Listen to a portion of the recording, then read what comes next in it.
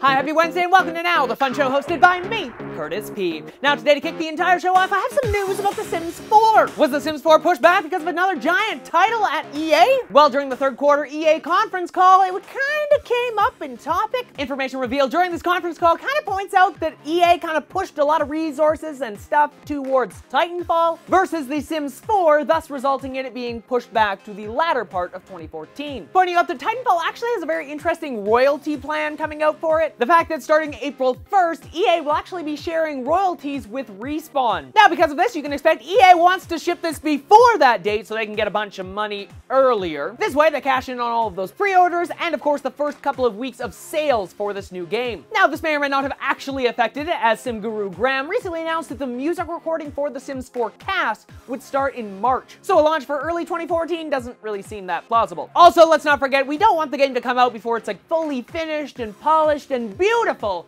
because that could just spell disaster like another EA title. Moving into news that I don't usually talk about here. I'm not usually a person to talk about sad news here on Now, but I came across this article and I just had to share it. The story revolves around a New York boy who actually risked and lost his life to save his family members. Because of this, local firefighters are giving him a firefighter funeral. When a fire broke out in the family trailer, 8-year-old Tyler Dunhote actually came to the rescue. He woke up 6 relatives and helped them out of the trailer. Though as the fire continued to burn, Tyler went back in to help his disabled grandfather and unfortunately was engulfed with fire. Fire departments across the US heard about this story and declared Tyler an honorary firefighter. That means the boy will be given a ceremony and honor fitting of any fallen firefighter. The family will also be presented with a helmet inscribed with Tyler's name on it. In a statement released by the Penfield Fire Chief Chris Enber, he stated, "The young man acted with a lot of courage and bravery to try to rescue his grandfather after rescuing other members of his family.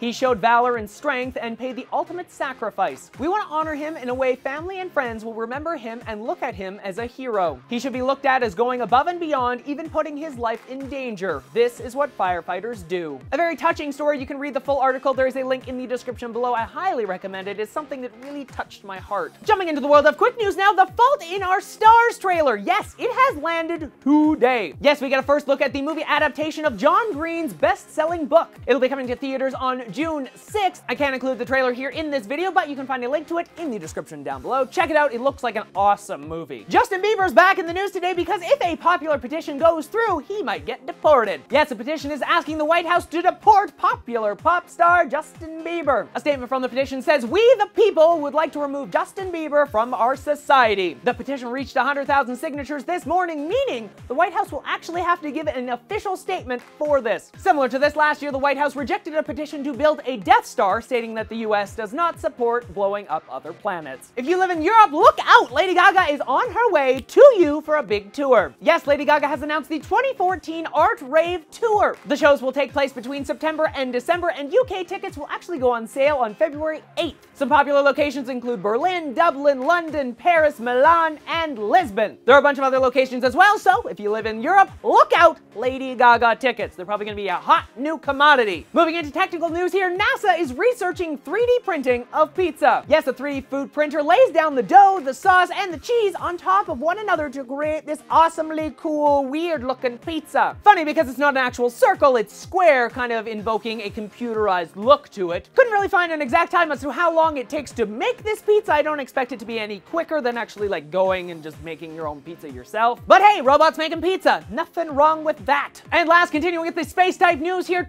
$200,000 worth of spaceships were recently destroyed in a space battle. Yes, that's right, a space battle! Though I should probably add to the fact that this is gaming news and it happened inside of a virtual world. Yes, the biggest virtual space battle ever happened online on EVE.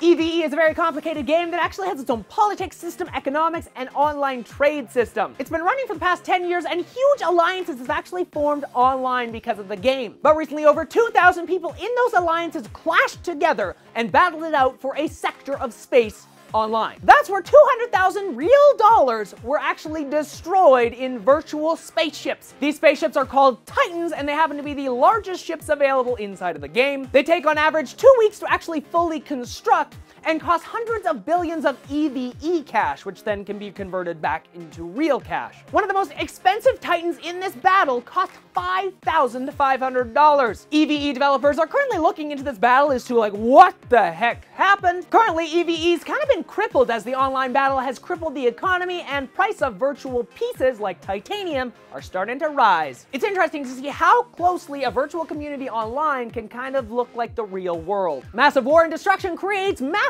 demand for certain types of products. Talking about the online world here, what's the most expensive thing you've ever bought virtually? Like something you can't physically hold or touch? Let me know in the comment section down below. For myself, it's probably been a domain name. I paid quite a bit for a couple of them, and there's something that you just can't tangibly touch, so it's kind of a weird thing to think about. So you can let me know in the comment section down below, or of course you can always let me know on my Facebook page, Twitter account, or through Google+.